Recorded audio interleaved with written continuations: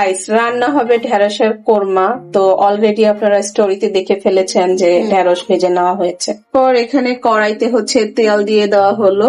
এখানে দেখতে পাচ্ছেন পেঁয়াজ এবং সাদা তিল একসাথে ব্লেন্ড করে নেওয়া হয়েছে।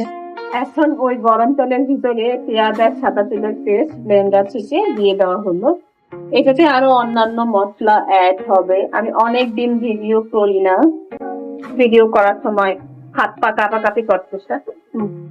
সামান্য লবণ দিয়ে দিল, সামান্য হলুদ ও মরিচের গুঁড়া দিয়ে দেওয়া হলো, গরম মশলার গুঁড়া দিয়ে দেওয়া হলো, আদা ও রসুন বাটা সামান্য, তারপরে ব্লেন্ডার ধোয়া ওই পানি, পেঁয়াজ ও তিল বাটা খুব সুন্দর করে কষিয়ে নেওয়া হবে। এখন এটাকে জানি না এটা টেস্ট কেমন হবে, জীবনে কখনো আমি নামও শুনিনি যে ঢেঁড়সেরও কোরমা হয়।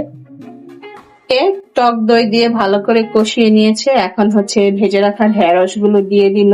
জানি না কোন অখাদ্য হতে যাচ্ছে না কি খাদ্য হতে যাচ্ছে। আমি তো জীবনে কখনো খাইনি ঢেঁড়সের কোরমা। আপনারা কি খেয়েছেন? অবশ্যই কমেন্ট করবেন। কিন্তু সামান্য পানি দিয়ে, এখন সামান্য ঝোল দিয়ে তারপর ঢেকে দিবা। রান্নার সময় এরকম খুরচুনটাকে পাতিলের মধ্যে রেখে দেন কে কে, সেটাও কমেন্টের মাধ্যমে জানাতে পারেন। এখন যে হাতটা ধুয়ে তারপরে পানি দিয়ে দিল। তো রান্না হয়ে গেল। চুলাটা এখন পরিষ্কার করছে, এতক্ষণ খুবই মেসি ছিল। তো দেখে তো মনে হচ্ছে অনেক সুস্বাদু হয়েছে, ঘ্রাণটা খুব সুন্দর আসতেছে। যাই হোক, প্রথম খাবো গাইস।